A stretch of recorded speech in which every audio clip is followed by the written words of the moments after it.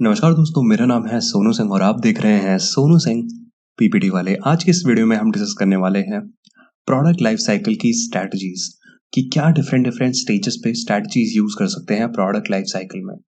और बहुत पहले इस टॉपिक पे एक वीडियो और आई थी, अगर आपने वो वीडियो नहीं देखी है उसमें हमने ओवरव्यू डिस्कस किया था क्या होता है प्रोडक्ट लाइफ साइकिल और क्या इसकी डिफरेंट स्टेजेस होती हैं।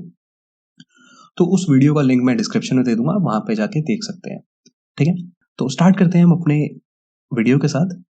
स्टार्ट करने से पहले एक एग्जांपल लेते हैं कि लाइफ साइकिल का मतलब क्या होता है।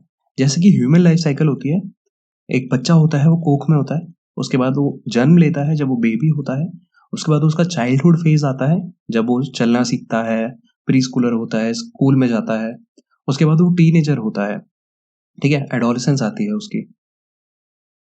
उसके बाद क्या हो रहा होता है, वो जॉब करता है, मतलब और बड़ा हो जाता है तो एडल्टहुड जब होता है, जॉब करता है, शादी करता है, वो वाला फेज चलता है उसकी लाइफ में। और उसके बाद क्या होता है, वो बूढ़ा होता है धीरे धीरे, और बूढ़ा होने के बाद आपको सबको पता है क्या होता है, ठीक है, डेथ होती है। तो ये तो लाइफ साइकिल होती है ह्यूमन बीइंग्स की। ऐसी ही लाइफ साइकिल होती है प्रोडक्ट्स की भी, ठीक है, जो कि हम इस पूरी वीडियो में डिस्कस करेंगे। और ये पूरी वीडियो बहुत जल्दी में होने वाली है ताकि लंबी ना हो ज्यादा वीडियो, ठीक है। अब देख लेते हैं क्या होता है मीनिंग प्रोडक्ट लाइफ साइकिल का। The term product life cycle refers to the length of time a product is introduced to the consumers in the market until it is removed from the shelves.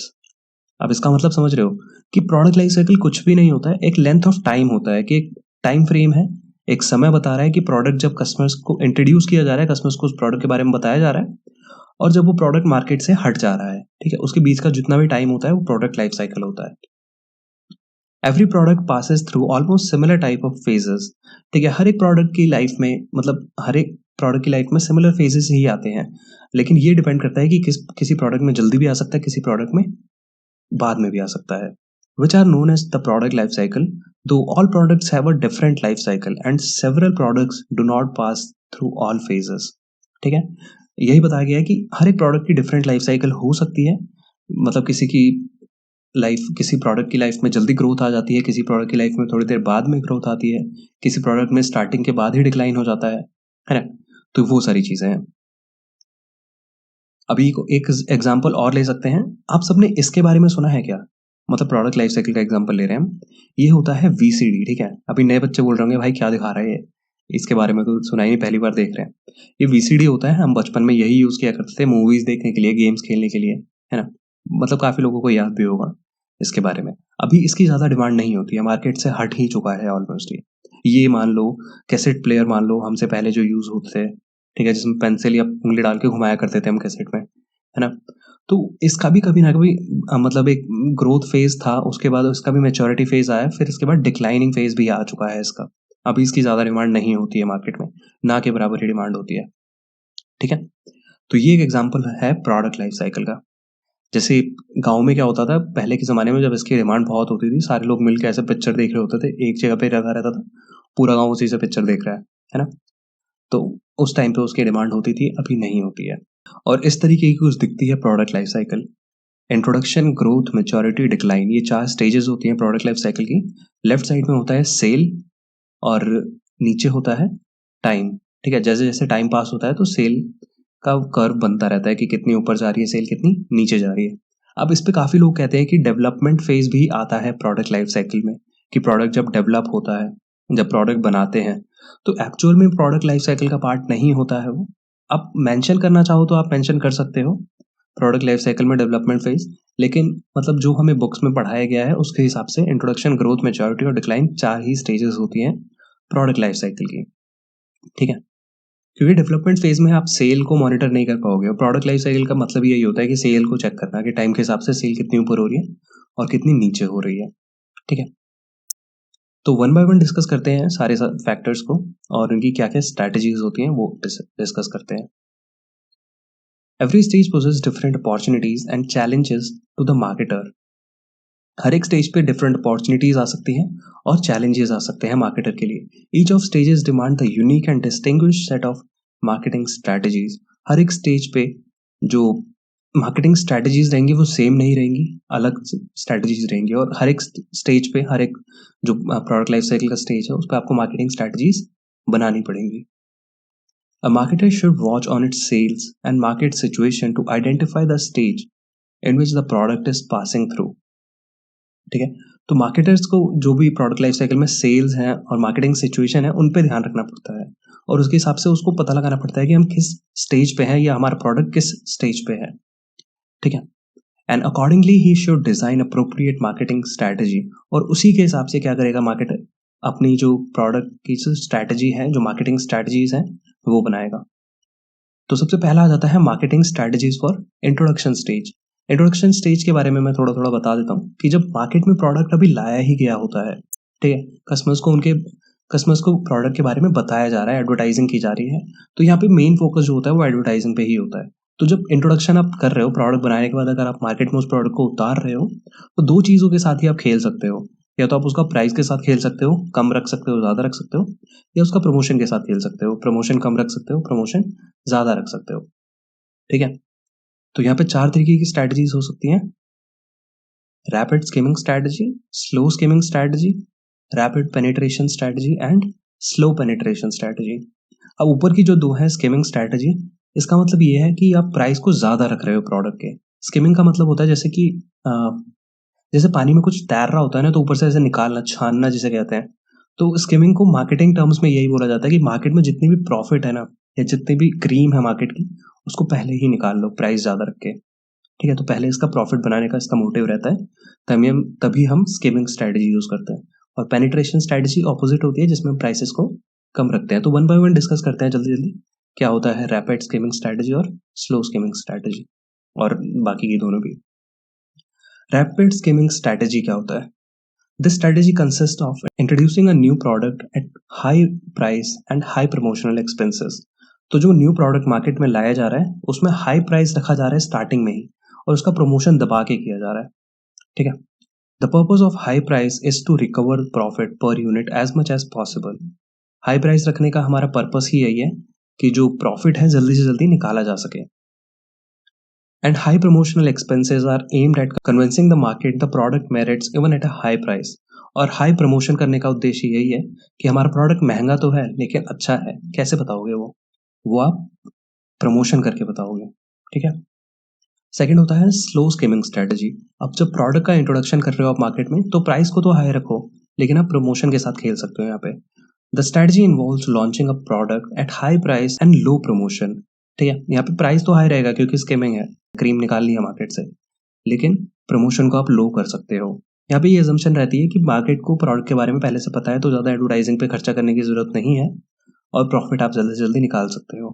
ठीक है. Third होता है rapid penetration strategy. This strategy consist of launching the product at low price and high promotion. यहाँ पे क्योंकि penetration strategy है तो इसलिए प्राइस हम लो रखेंगे स्टार्टिंग में. ठीक है, बहुत सारी कंपनियां होती है स्टार्टिंग में लो प्राइस रखती हैं और प्रमोशन करती हैं दबा के. और इसका सबसे जीता जागता एग्जांपल है रिलायंस जियो. रिलायंस जियो जब लॉन्च हुआ था तो उसके प्राइसेस बहुत कम थे. बहुत कम क्या मतलब, फ्री में ही देती थी वो. ठीक है, तो लो प्राइसेस थे और प्रमोशन करती थी वो दबा के. तो रैपिड पेनिट्रेशन स्ट्रैटेजी थी वो. यहाँ पे ये बोला जाता है कि जो उद्देश्य होता है स्ट्रैटेजी का वो यही होता है कि मार्केट का शेयर जल्दी से जल्दी कैप्चर किया जा सके, ज़्यादा से ज़्यादा मार्केट में फैलाव करा जा सके. ओके, और नंबर ऑफ बायर्स को बढ़ाया जा सके. फोर्थ होती है slow penetration strategy. The strategy consist of introducing a product with low price and low level promotion. अब यहाँ पे प्राइस भी कम रख रहे हैं और लो लेवल प्रमोशन भी कर रहे हैं ताकि ज़्यादा खर्चे भी ना हो, और प्राइस कम रख रहे हैं तो ज़्यादा से ज़्यादा बायर अट्रैक्ट भी हो जाए हमारी तरफ. ठीक है, low price will encourage product acceptance and low promotion can help realization of more profit even at a low price. ठीक है, कम प्राइस रखते हुए भी हम प्रॉफिट निकाल सकते हैं मार्केट से. तो ये तो हो गया इंट्रोडक्शन स्टेज में, ये 4 स्ट्रेटजी यूज कर सकते हैं. सेकंड है ग्रोथ स्टेज में क्या होता है. ग्रोथ स्टेज में क्या होता है ना, आपकी सेल है ना दिन प्रतिदिन बढ़ती ही जा रही है.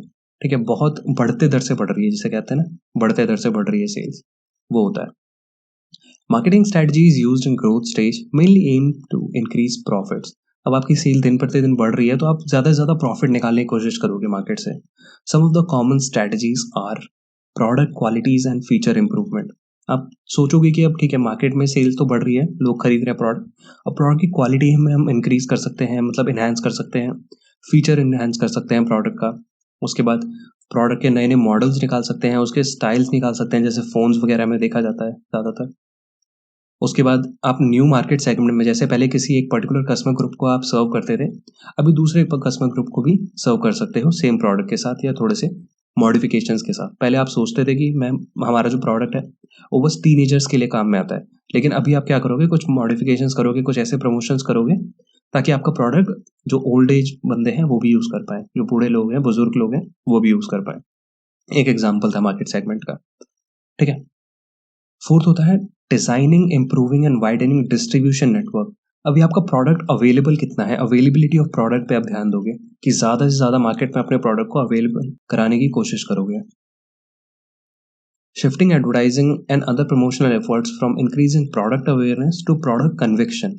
अब ये जो पॉइंट है वो ध्यान देने वाली चीज़ है कि अभी आप प्रोडक्ट अवेयरनेस पे ज़्यादा ध्यान नहीं दोगे कि कस्टमर्स को अवेयर कराना है प्रोडक्ट के बारे में। कस्टमर्स को पहले से पता है आपके प्रोडक्ट के बारे में और वो खरीद रहे हैं आपका प्रोडक्ट, तो अभी आप प्रोडक्ट कन्विक्शन पे ध्यान दोगे। ठीक है। कन्विक्शन मार्केटिंग एक बहुत बड़ा टॉपिक है अपने आप में। मैं छोटे में बता देता हूँ कि मतलब कस्टमर्स के अंदर एक बिलीव जगाओगे कि हाँ भाई हम अपनी कंपनी पॉलिसीज पे वो टिके हुए हैं, अपनी कंपनी मिशन पे टिके हुए हैं, तो उनके पास एक रीजन रहेगा वो प्रोडक्ट खरीदने का, मतलब रिलेट करने का उस प्रोडक्ट को अपने आप से। Reducing price at right time to attract price sensitive consumers. अभी आपने अगर मान लो प्राइस ज़्यादा रखा है स्टार्टिंग में, तो आपकी सेल्स बढ़ रही हैं, लेकिन वो कंज्यूमर्स नहीं खरीद पा रहे हैं जो उसको अफोर्ड नहीं कर सकते, उनके लिए आप प्राइस डिक्रीज कर सकते हो ताकि आपकी सेल को और ज़्यादा बूस्ट मिले। ठीक है। सही समय पर preventing competitors to enter the market by low price and high promotional efforts. अभी आपको पता है अगर मार्केट में कंपेटिटर्स आ गए तो भाई बेड़ा गर्क हो जाएगा, है ना, काम खराब हो सकता है। तो इसलिए कंपेटिटर्स को वहां पे रोकने की कोशिश करोगे। ऐसे रोकने की ये नहीं कि मतलब पुलिस वुलिस बुला लोगे, रुकवा लोगे उनको, ऐसे नहीं होगा। आप लो प्राइस रख सकते हो अपने प्रोडक्ट्स का कंपेटिटर से कंपेयर करने पे। आप लो प्राइस रखोगे तो कस्टमर्स आपके पास आएंगे, और हाई प्रमोशन कर सकते हो, आप उनसे ज़्यादा अच्छा प्रमोशन कर सकते हो, क्वालिटी उनसे ज़्यादा अच्छी दे सकते हो। ये सारी चीज़ें ग्रोथ स्टेज पे आप कर सकते हो। थर्ड आ जाता है मैच्योरिटी स्टेज। अब मैच्योरिटी स्टेज का मतलब ये होता है कि जैसे ग्रोथ स्टेज में आपकी सेल जो है बढ़ते दर से बढ़ रही थी, मैच्योरिटी स्टेज में बढ़ तो अभी भी रही है आपकी सेल, लेकिन घटते दर से बढ़ रही है। यहाँ पे 3 फेजेस हो सकते हैं फर्दर आपकी, या तो सेल घटते दर से बढ़ रही है, या तो आपकी सेल स्टेबल है एकदम, या तो आपकी सेल धीरे धीरे घटने की कोशिश कर रही है वहां से। ठीक है। अब इसके बारे में क्या लिखा गया है? The maturity stage is the stage in which product sale growth slows down or level off after reaching a peak। ठीक है। जो सेल होती है वो थोड़ी सी स्लो हो जाती है या लेवल ऑफ हो जाती है एक पीक पे पहुंचने के बाद, टॉप पे पहुंचने के बाद उससे ज्यादा नहीं बढ़ती है। This will happen at some point since the market becomes saturated. अब मार्केट्स में बहुत सारे कंपेटिटर्स भी आ चुके हैं, तो कभी ना कभी आपके साथ ऐसा होगा कि आपकी सेल एक पॉइंट पे जाकर रुक जाएगी और उसके बाद धीरे धीरे बढ़ना शुरू होगी। In this stage, competitors have entered the market. There is severe fight among them for more market share। ठीक है। कंपेटिटर्स आ चुके हैं मार्केट में और आपस में वो फाइट कर रहे हैं कि हम ज़्यादा मार्केट शेयर लेंगे, हम ज़्यादा बायर्स बनाएंगे, हमारा प्रोडक्ट ज़्यादा अच्छा है, ऐसे करके। द कंपनी अडॉप्ट्स ऑफेंसिव और aggressive marketing strategies to defeat the competitors. तो मेजॉरिटी स्टेज में कंपनी का काम यही होता है कि कंपेटिटर से लड़ाई करना। लड़ाई करना ऐसे नहीं गोली वोली चला देना, नहीं, हेल्दी कंपटीशन रखना, और हेल्दी कंपटीशन रखते हुए लड़ाई करना, अपने प्रोडक्ट के लिए ज़्यादा मार्केट शेयर लेके आना as compared to competitors obviously. तो यहाँ पे क्या क्या स्ट्रैटेजीज हो सकती हैं? Following possible strategies are followed. To do nothing. अभी आपको हंसी आ रही होगी कि टू डू नथिंग कैसे स्ट्रैटेजी हो सकती है। भाई हो सकती है टू डू नथिंग भी। कई बार क्या होता है कि चुप बैठना भी एक स्ट्रैटेजी रहती है। ठीक है। जैसे कि मान लो आप, एक एग्जांपल लेता हूँ कि आपका जो प्रोडक्ट है उसके जैसा प्रोडक्ट एक कंपेटिटर भी बना रहा है, आपका कोई कंपेटिटर है वो बना रहा है, आपके कंज्यूमर्स उसके पास चले गए हैं, लेकिन परमानेंटली नहीं गए हैं, वो उसके पास गए हैं जस्ट फॉर अ ट्रायल कि हाँ भाई कंपेटिटर्स का भी कोई प्रोडक्ट आया है, हम उसको ट्राई कर देते हैं, और आपकी सेल मतलब घटना शुरू हो गई वहां से, तो आप डर लगेगी भाई कंज्यूमर्स तो उसके पास जा रहे हैं।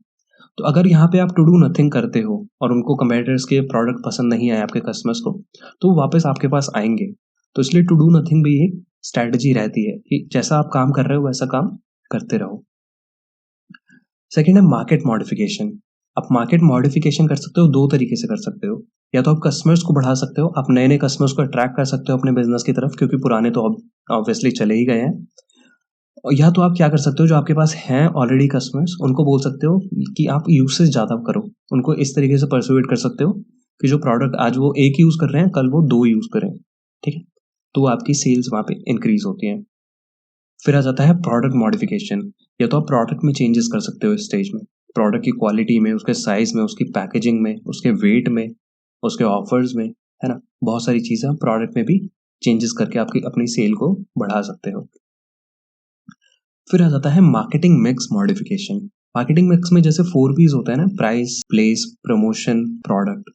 तो ये 4 पीस में चेंजेस करके भी आप क्या कर सकते हो, अपनी मैच्योरिटी स्टेज में भी सर्वाइव कर सकते हो, अपनी सेल को इंक्रीज या डिक्रीज कर सकते हो, आपके ऊपर रहता है, ठीक है? या तो आप प्रोडक्ट में चेंजेस कर दो, या प्राइस में चेंजेस कर दो, या प्रमोशन में चेंजेस कर दो, या जहाँ पे आप सामान बेच रहे हो आप कल को कहीं और बेचने लग जाओ, तो प्लेस में चेंजेस करके भी आप कर सकते हो। तो ये तो हो गया मैच्योरिटी स्टेज में क्या क्या स्ट्रेटजीज होती हैं। फाइनल होता है डिक्लाइन स्टेज। अब डिक्लाइन स्टेज होती है भाई खतरनाक हर एक मार्केटर के लिए। उसके प्रोडक्ट की जो सेल है वो लगातार गिर रही है, ठीक है? तो यहाँ पे या तो भाई जो बिजनेस है उसको बहुत क्रिटिकल डिसीजन लेना पड़ता है, या तो वो अपना बिजनेस करना बंद करते हैं वहाँ पे कि भाई जितना प्रॉफिट आ गया ठीक है, बढ़िया बिस्तर बांधो और चलो। या तो अगर उसको फाइट करना है तो कुछ स्ट्रैटेजीज होती हैं उसके लिए भी। At some point in time the sale of a product is bound to decline. अब हर एक प्रोडक्ट का कोई ना कोई ऐसा टाइम आता है कि उसकी सेल जो होती है गिरना चालू होती है। This point is termed as the decline और final stage of product life cycle. ठीक है, प्रोडक्ट लाइफ साइकिल का एकदम आखिरी स्टेज होता है जहाँ पे जो प्रोडक्ट की सेल होती है वो डिक्रीज होती है या डिक्लाइन होती है। The product reaches a stage of decline stage as it faces competition from better product or better substitute developed by the competitors. अब competitors के प्रोडक्ट की तरफ अगर आपके कस्टमर्स चले जाते हैं और या उनको सब्सटीट्यूट अच्छा लगता है वो, तो आपके प्रोडक्ट की सेल डिक्लाइन हो सकती है, या कस्टमर के टेस्ट प्रेफरेंस वगैरह में चेंजेस आते हैं, टेक्नोलॉजी में चेंजेस आते हैं, कई रीजंस हो सकते हैं जिससे आपके प्रोडक्ट की सेल डिक्लाइन हो सकती है। टेक्नोलॉजी में चेंजेस का मैंने एग्जांपल बताया था स्टार्टिंग में कि जैसे वीसीडीज की सेल क्यों डिक्लाइन हुई थी, क्योंकि टेक्नोलॉजी में चेंज आया था। उसके बाद डीवीडी आया था, उसके बाद लैपटॉप्स वगैरह आने लग गए थे, बहुत कॉमन चीज़ें हो गई थी, फोन्स आने लग गए थे, है ना? As sales and profit decline some competitors will withdraw from the market. अभी क्या होता है कि सेल्स और प्रॉफिट देखते हैं कि कंपेटिटर्स के डिक्लाइन हो रहे हैं तो बढ़िया बिस्तर बांध के निकल लेते हैं कंपेटिटर्स, काफ़ी कंपेटिटर्स, ठीक है, जिनके सेल्स डिक्लाइन हो रहे होते हैं। कंपनी में follow any of the following strategies. अब यहाँ पे कुछ स्ट्रैटेजीज हैं जो कंपनीज फॉलो कर सकती हैं। वैसे डिक्लाइन स्टेज में बहुत सारी स्ट्रैटेजीज फॉलो की जा सकती हैं, ठीक है? यहाँ पे हम कुछ 3 डिस्कस करेंगे जो कि लिखने के लिए काफ़ी होती हैं। Continue with the original product. जो भी आपका ओरिजिनल प्रोडक्ट है उसके साथ ही कंटिन्यू आप कर सकते हो डिक्लाइन स्टेज में, ठीक है? उसमें ज़्यादा खर्चे वर्चे नहीं करने, आपको ज़्यादा प्रमोशन नहीं करना है। आप जो भी प्रोडक्ट है आप अपना प्रोडक्ट बेच के जितना भी स्टॉक है उसको खत्म करके निकल सकते हो। Continue products with improvement. अब जो भी आपका प्रोडक्ट है उसमें कुछ चेंजेस करके, माइनर चेंजेस करके, मेजर चेंजेस करके, उसके पैकेजिंग में चेंजेस करके, क्योंकि पैकेजिंग क्या होता है सबसे ज़्यादा इंपॉर्टेंट फैक्टर होता है, उसमें चेंजेस करके भी आप कंटिन्यू कर सकते हो डिक्लाइन स्टेज में, क्योंकि आप प्रोडक्ट में कुछ इंप्रूवमेंट्स करोगे तो कस्टमर्स ट्राई करने की कोशिश करेंगे फिर से आपका प्रोडक्ट, या नए कस्टमर्स अट्रैक्ट होंगे आपकी तरफ। और थर्ड होता है ड्रॉप द प्रोडक्ट। उसी टाइम आप ड्रॉप कर सकते हो प्रोडक्ट को, धीरे धीरे भी कर सकते हो कि आपने क्या किया, आधी कंपनी आपने किसी और कंपनी को बेच दी, किसी और कंपनी के साथ क्या कर लिया, मर्जर एक्विजिशन कर लिया, जो भी चीज़ें होती हैं, स्टेक किसी और कंपनी को दे दिया या उसी टाइम ड्रॉप कर दिया। बहुत सारे तरीकों से आप ड्रॉप कर सकते हो प्रोडक्ट को। बेसिकली इसका मतलब यही है कि आप सेल करना बंद कर दो प्रोडक्ट को, ओके? क्योंकि आपको रियलाइज़ हो गया कि अब भाई इसकी सेल नहीं बढ़ सकती, जैसे वीसीडीज और कैसेट प्लेयर का हुआ था कि उन्होंने एक टाइम के बाद सेल करना बंद कर दिया था कि ठीक है, इतना ही था इसका मार्केट। ऑलराइट, तो यही था इस वीडियो में। आई होप आपको वीडियो पसंद आई होगी, और आई एम सो सॉरी अगर मेरी आवाज़ आपको डिफरेंट लगी हो तो, क्योंकि अभी मेरे को कोल्ड हो रखा है तो आवाज़ थोड़ी सी अलग आ रही है, ठीक है? और अभी मैं होम टाउन में भी हूँ तो यहाँ पे भी थोड़ा उसका भी इफेक्ट पड़ रहा है, ठीक है? तो अगर कोई भी डाउट है इस वीडियो में तो नीचे कमेंट सेक्शन में लिख देना, और अगर आपका एग्जाम है तो ऑल द वेरी बेस्ट, अपना बेस्ट देना एग्जाम में, कोई टेंशन वाली बात नहीं है, बहुत ईजी सब्जेक्ट है, ठीक है? तो अगर वीडियो पसंद आई तो प्लीज़ वीडियो लाइक कर देना, और लाइक कर ही रहे हो तो सब्सक्राइब भी कर सकते हो साथ में। तो मिलते हैं आपसे नेक्स्ट वीडियो में, तब तक के लिए goodbye, take care, have a nice day.